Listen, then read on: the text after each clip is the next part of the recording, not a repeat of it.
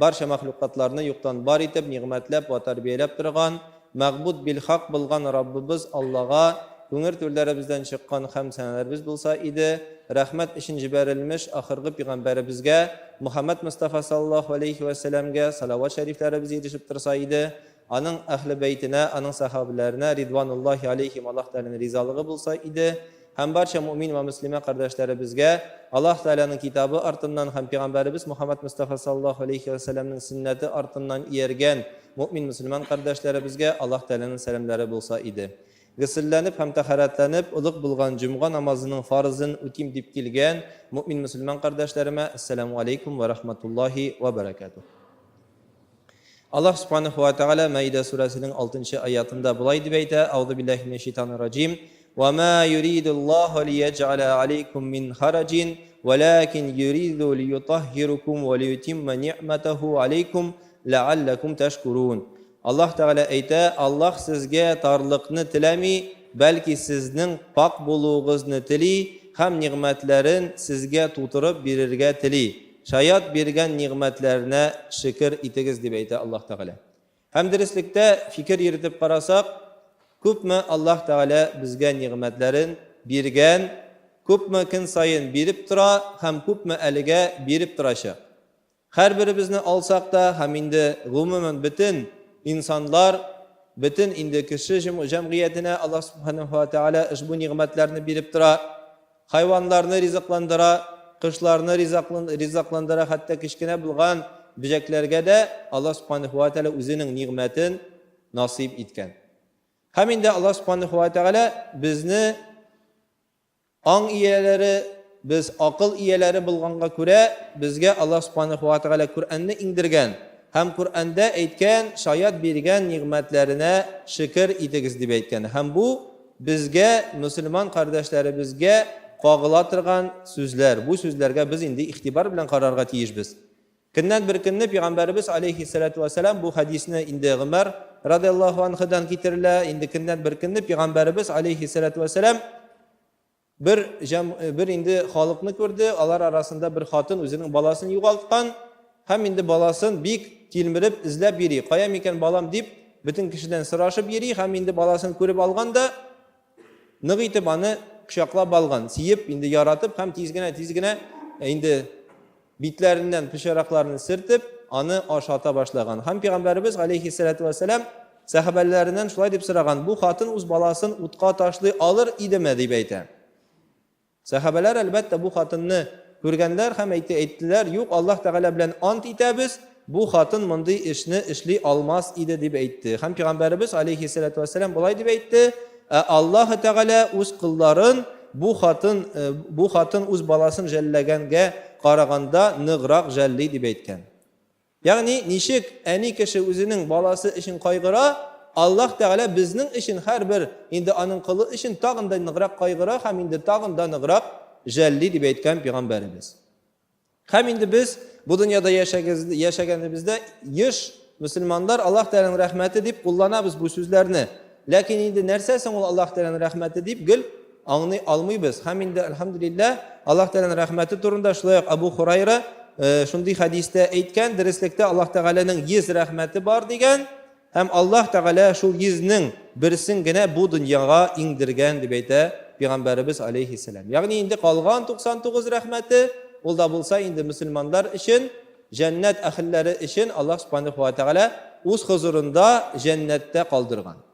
Eng boy kishi, eng baxtli kishi, eng mo'l rizqli kishi, eng esenlik sog'ligi bo'lgan kishi ulda bo'lsa Alloh taolaning bu bir ne'matning ilishingina olib shunday baxtga ega bo'lgan. O'zimizga keltiraylik, agarki biz bu dunyoda tirishib Alloh taolaning dinidan toyib bo'lmaycha, Alloh taolaning dinidan chetga chiqmaycha, gunohlar qilmaycha yashasak, ham Alloh taolo o'zining keng rahmati bilan bizni jannatga kiritsa, biz bu 99 Alloh taolaning ilishine, 99 Alloh taolaning rahmatine erisha olamiz. Ham endi buning uchun jamoat tirishlik ko'rsatirga tegishmiz. Ikkinchi oyatda Ibrohim surasining 34-oyatida Alloh subhanahu va taolo bulay deydi: A'udhu billahi minashaitonirrojim va in ta'uddu ni'matallohi la tuhsuha. Alloh bergan ne'matlarin hisob etsangiz-da hech de sanab bitira olmassiz deb aytadi. Дөреслекте Аллаһ Тәгаләнең биргән нигъмәтләре бик күп, һәм аларны саный башласаң, әлбәттә без аны санап та үтерә алмыйбыз. Ләкин инде беләбез, инде безнең нигъмәтләр ул безнең исәнлек, саулык, күргән күзләребез, ишеткән колакларыбыз, йөргән аякларыбыз, һәм инде безнең бу мәчеттә әлбәттә инде төрле кешеләр дә бар, кемләрне Аллаһ Субханаһу ва Тәгалә шундый каты сынау белән сынаган, ул да булса күрмәүче кардәшләребез дә арабызда бар. Ишетмәүче кардәшләребез дә менә хәзер инде Аллаһка шөкер библиотекада алар өчен махсус сурды перевод алып баралар. Безнең инде бу мәчеттә бөтен җумһуриятта бер генә мәчеттә, ул да булса инде сурды перевод белән без инде бөтен җомга вәгазьләребезне дәвам итәбез, чөнки алар ишетми. Һәм инде аларга да ислам диненең нуры, аларга да ислам диненең кагыйдәләре, шариатның кагыйдәләре җиткезсен өчен инде махсус безнең бу тәрҗеман, ягъни инде менә бу ни системасы буенча ишетмәүче кешеләр өчен системасы буенча инде тәрҗемә кылып баралар. Һәм инде шулай 5 мартта Аллаһка шөкер инде бездә арабада йөрүче кардәшләребез өчен ДЦП белән ширләү кардәшләребез өчен махсус курслар башлана. Һәм инде әлбәттә менә бу мәчеткә килгәч сез үзегезнең нинди хәлдә булганыгызны шунда инде аңлый аласыз. Аллаһка шөкер 2 аякта киләбез. Аллаһка шөкер 2 күзебез белән күбесебез күрәбез. Аллаһка шөкер Аллаһ Тәгалә әйткән сүзен инде колагыбыз белән ишетәбез һәм безгә нәрсә кала? Әлбәттә Аллаһ Тәгаләгә шөкер итеп, Аллаһ Тәгаләгә рәхмәтләребезне белдереп, гыйбадәттә булып, Аллаһ Тәгаләгә рәхмәтләребезне генә җиткезергә Аллаһ Тәгалә насип итсә. Һәм инде кайбер кардәшләрдән ишетергә туры килә, диннән ерак булган кешеләр яки инде тақвалыклары зәгыйф булган кешеләрдән, мөмин мусульман кардәшләребездән шундый сүзләрне ишетергә туры килә. Мусульман булу ул авыр, мусульман булу ул җиңел түгел. Намаз көненә 5 тапкыр уку ул авыр, минем өчен күтәрә алмыйм мин аны, минем өчен ул бик зур һәм инде кыен булган бер сынау дип әйтүче кешеләр дә бар. Исебезгә төшрик җәмәгать. Аллаһ Субханаһу ва Тәгалә үзенең янына үзең яраткан сөекле пәйгамбәрен Мухаммад алейхиссалату вассаламны күккә күтәргән вакытта ничә намаз безгә җәмәгать буйырган иде Аллаһ Тәгалә үтәргә? 50 түгелме соң? 50 намазны Аллаһ Субханаһу ва Тәгалә безгә буйырган. Һәм инде Аллаһ Тәгаләнең рәхмәте түгелме? Моның саны 50-дән 5-кә төште. Әгәр дә ки 50 намаз безгә көненә укырга туры килсә, 24 сәгать дәврендә без һәр ярты сәгать намазда булырга тиешбез. Уйлап карыйк әле. Ярты сәгать үтте намазга, ярты сәгать үтте намазга. Ләкин Аллаһ Субханаһу ва Тәгалә 50-дән 5-кә калдырды һәм савабын күпме язырмын дип әйткән. 50 намазны укыган күбек савабын язырмын дип әйткән. Бу Аллаһ Тәгаләнең рәхмәте түгел. Әлбәттә Аллаһ Тәгаләнең рәхмәте һәм инде бу җиңеллек Аллаһ Тәгалә биргән безгә җиңеллек. Бакара сүрәсенең 230 аятында 231 аятында Аллаһ Тәгалә булай дип әйтә: Аузу биллаһи минәш шәйтанир раҗим ва ла таттахизу аятиллаһи хузун вадкуру ниъматаллаһи алейкум ва ма анзала алейкум минал китаби вал хикма югиззукум биһи ваттақуллаһ вa'lamu анналлаһу бикулли шай'ин алим. Аллаһның хөкемнәрен җиңелгә санамагыз, зурлагыз. Сезне биргән Аллаһ ниғмәтләрен онытмагыз, шөкер итегез. Аллаһ иңдергән Коръән хөкемнәрен, аның вәгазьләрен онытмагыз. Аллаһ сезне Коръән белән вәгазьли. Аллаһудан куркыгыз, хөкемнәрен бузудан сакланыгыз. Бит Аллаһ һәр нәрсәне белүчедер дип әйтә Аллаһ Субханаһу ва Тәгалә Бакара сүрәсендә.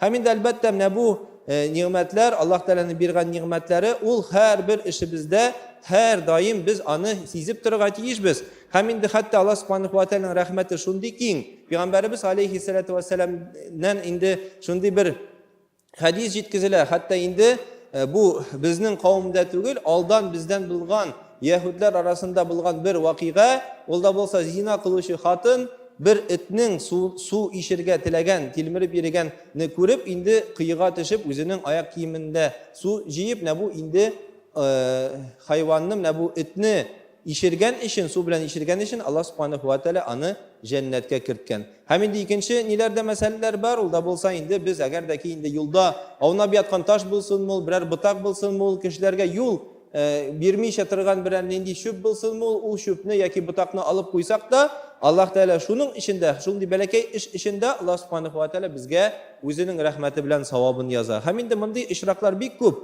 Аллаһ Субханаһу ва Тәгалә безгә тәсбих, зикр биргән. Шулай ук без машинада барабызмы, эштә утырабызмы, эш эшлибезме, инде без нәрсә эшли алабыз? Субханаллах, альхамдулиллах, Аллаһу акбар, ла илаха иллаллах, Мухаммад расулуллах дигән сүзләрне гел зикр итәргә мөмкинчелекләрне Аллаһ субханаһу ва тааля биргән һәм инде аның өчен зур савап язган. Һәм инде шулай булсын ул безнең паклый торган, йөрәкләребезне паклый торган елга дип әйтте Пәйгамбәрбез алейхиссалату вассалам. Намаз, Аллаһ субханаһу ва тааля намазны безгә үзебезнең гөнаһларыбызны юыр өчен биргән. Булсын ул киләчәк берничә айдан гына Рамазан айлары, инде әлбәттә хадислар бик күп, әгәр дә кеше Аллаһ Тәгаләгә ышанып, Аллаһ Тәгалә инанып, бу Рамазан айларына кирип, инде ураза тоткан булса чын күңелдән, Аллаһ субханаһу ва тааля бер еллык аның гөнаһларын гафу итермен дип вәгъдә итә. Бумы Аллаһ Тәгаләнең рәхмәте түгел җәмәгать. Әлбәттә Аллаһ Тәгаләнең рәхмәте, һәм инде менә бу рәхмәтләре өчен Аллаһ Тәгаләгә без әлбәттә рәхмәтле үзебез дә булырга тиешбез, һәм инде шөкранәләребезне белдерергә тиешбез. Шөкранәләребезне ничек итеп белдерәбез? Беренчедән Аллаһ Тәгаләгә ышанабыз, һәм икенчедән инде әлбәттә Аллаһ Тәгалә кушкан гамәлләрен үтәргә тырышырга тиешбез. Үзебез үти башладык икән, туганнарыбызны индәргә тиешбез. Балаларыбызны,ыныкларыбызны, хатынларыбызны, башка туганнарыбызны инде үзегез кыткарындыгыз икән, үзегез хак юлны, хак динне аңладыгыз икән, башка үзебезнең туганнарыбызга да бу мәгълүматны без җиткезергә тырышырга тиешбез. Һәм инде Аллаһ субханаһу ва тааля Зумар сүрәсенең 39-нчы аятында булай дип әйтә: "Кул я ибадияллазина асрафу ала анфусихим لا تقنطوا من رحمة الله إن الله يغفر الذنوب جميعا إنه هو الغفور الرحيم." Min bəndələrəmə əyt. Bəndələrim günah qılıb üzünüzə zarar itkən bolsağız, Allah'ın rəhmətindən ümidinizi üzməgiz. Çünki tövbə itib düzəlgəndə Allah günahların yarlıqauşudur. Ул Allah yarlıqauşu və rəhimlidir. Unutırğa kirmək түгел, инде biz bütünübüz хаталы, һәм Аллаһ субханаһу ва тааля безне шулай итеп яраткан, һәр бер кеше, булсын ул инде гали кеше, булсын ул галим, ул хата җибәрергә мөмкин. Һәм инде дәреслектә Аллаһ субханаһу ва тааля әйткән: "Куллу бани адама хатаин ва хайрул хатаина тавабин" ди. Дәреслектә һәр бер адам баласы ул хата җибәрүче, ләкин хата җибәрүчеләрдән арасыннан инде иң хәерлесе тәүбә кылучы дип әйткән. Һәм инде монда да бу аятта да әйтә: "Siz ди уйламагыз Аллаһ Тәгаләнең рәхмәтеннән, инде сез өмитегезне измәгез" дип әйткән. Әгәр дә ки сез гынах кылсагыз, мин сезне, һәм инде тәүбә кылсагыз, мин сезне гафу итермен дип әйткән. Нә инде менә бу иң зур рәхмәт. Әлбәттә безнең исәнлек тә түгел, әлбәттә безнең йөргән аякларыбыз да түгел, хәтта безнең иманыбыз да түгел. Иң зур Аллаһ Тәгаләнең рәхмәте, ул да булса без гынахны кылабыз, Аллаһ Тәгалә үзенең рәхмәте белән бу гынахларны гафу итә. Уйлап карыйга әле җәмәгать, әгәр дә ки бер кылган гынах өчен безгә инде Аллаһ субханаһу ва тааля безне гафу итмичә җәһәннәм утларында яндырдыган булса, беребез дә калмаган булыр идек. Шулай бит, Аллаһ Тәгалә һәр беребезне газаплар иде. Ләкин Аллаһ Тәгаләнең рәхмәте киң, һәм ул рәхмәте белән безнең инде менә бу гынахларыбызны гафу итә. Әгәр дә ки без инде чын күңелдән дөрес итеп тәүбә кылсак, һәм инде әлхәмдүлилләһ Аллаһ Тәгаләнең нигъмәтләрен онытмыйча, бу нигъмәтләргә Аллаһ Тәгаләгә инде шөкранәләребезне белдереп яшәргә һәр беребезгә Аллаһ Тәгалә насыйп итсен.